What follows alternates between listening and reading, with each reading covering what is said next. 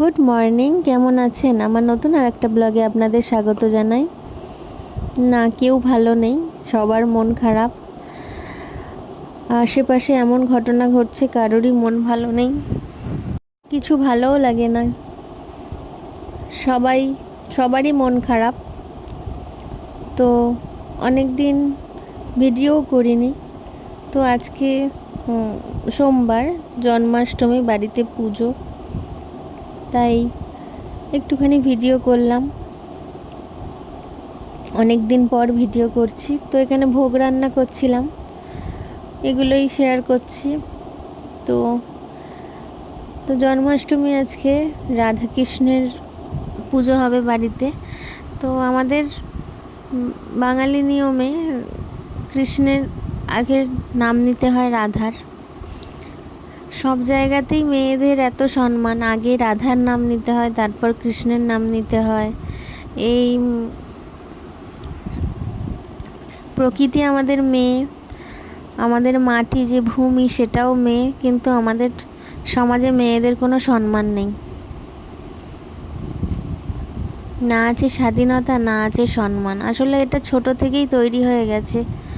ছোট থেকেই একটা মেয়ের মাথায় ঢুকিয়ে দেওয়া হয়, তুমি জন্মই হয়েছে তোমার লোকের তাবেদারি করার জন্য আর কি।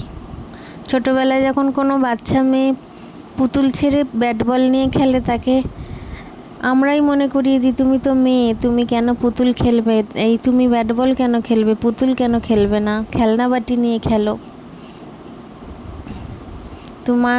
তুমি ব্যাট বল নিও না, তুমি গাড়ি নিও না, ছোটো থেকেই আমরাই মাথায় ঢুকিয়ে দিই। আমাদের আশেপাশে যে ঘটনা ঘটছে তার জন্য কিছুটা হলেও আমরা দায়ী। মেয়েরা তো রক্তাক্ত হচ্ছে, বাড়িতে কত মেয়ে, তাদের উপর সব কিছু চাপিয়ে দেওয়া হচ্ছে তাদের ইচ্ছার বিরুদ্ধে গিয়ে। কেউ জানতে চায় না তাদের ইচ্ছা কী, তাদের সুবিধে কী, অসুবিধে কী, কেউ জানতে চায় না। এটাই তোমার নিয়ম, এটাই করতে হবে বলে চাপিয়ে দেওয়া হচ্ছে। তাদের কারোর প্রয়োজন মনে করে না, তারা কি চাইছে বা কি দরকার তার, এগুলো খোঁজ নেওয়ার, এটাই দায় বলে চাপিয়ে দেওয়া হচ্ছে। মেয়েরা যতই স্বাধীনতা চাক, কেউ রাত্রির 11টার সময় একটা মেয়ে বাইরে বেরোতে পারে না এখনও। রাত্রিবেলা মেয়েরা বাইরে বেরোতো আগে, এত রাত্রিরে কেন মেয়েরা বাইরে থাকবে? বাইরে থাকার কি দরকার এত রাত পর্যন্ত?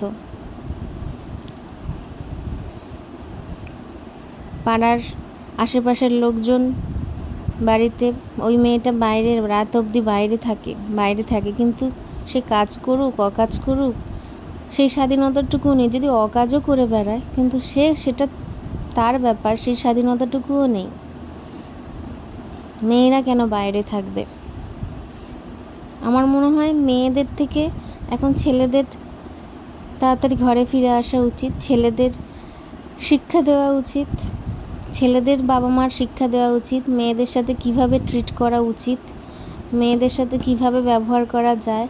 কারণ ওরা ছোট থেকেই দেখে আসছে তার মায়ের সাথে ব্যবহার, বাড়ির ব্যবহারগুলো ঠিক করা উচিত। মায়েদের অবহেলা দেখে আসছে, মায়েদের বোনেদের অবহেলা দেখে আসছে, ওই জন্য বাইরে গিয়েও তারা সেই অবহেলা করার সুযোগটা পাচ্ছে বা চেষ্টা করছে অবহেলা করা। মেয়ে মানেই তো অবহেলা করার জিনিস। আর কিছু কিছু ব্যক্তি, মানে আমার মেয়ে হয়েছে এরকম কিছু কিছু লোকের কথা শুনি, আমার মেয়ে হয়েছে মানে আমার মাথায় যেন বাজ পড়েছে, এরকম একটা অ্যাটিটিউড সবার। তোমার তো মেয়ে হয়েছে, তোমার কি হবে? আদৌ আমাদের কোনো অসুবিধা নেই, মনে হয় তাদের অসুবিধা। আমার ঘরে লক্ষ্মী আসুক বা কালী সান্ত্বনা দিতে আসে, আমার ঘরে লক্ষ্মী এসছে, কিন্তু আমার ঘরে আমি লক্ষ্মীর মতো করে রাখবো না, কালীর মতো করে রাখবো না, দুর্গার মতো করে রাখবো, সেটা তো আমারই একান্ত চিন্তা, তাই না? তো এখানে পুজো আচ্ছা হচ্ছে, অনেক কথা বলে ফেললাম, বলার কথা ছিল না। আসলে বলতে থাকলে বলতেই থাকি, অনেক কথা থাকে তো বলতেই থাকি। এখানে জন্মাষ্টমী পুজো হচ্ছে বাড়িতে, শেয়ার করলাম। এই যে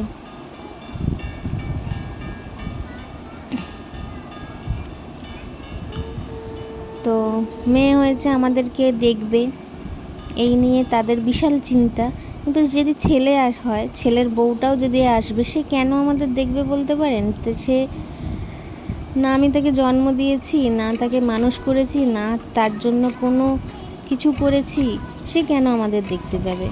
আমি তো এই কথাটাই ভেবে উঠতে পারি না।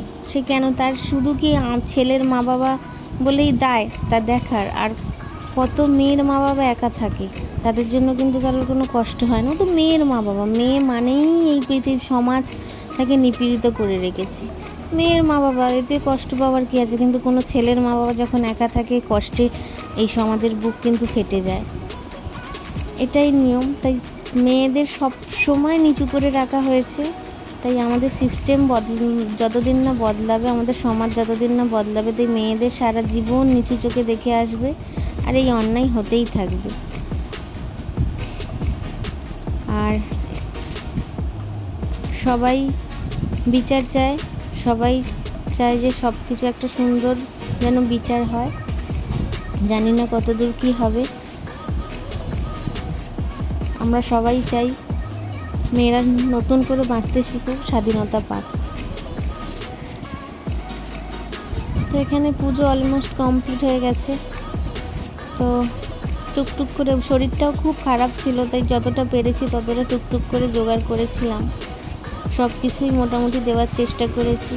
হয়তো খুঁটিখাটি ভুল হয়ে গেছে। এই যে 5 রকম ভাজা, সুজি, পায়েস সবই দিয়েছি।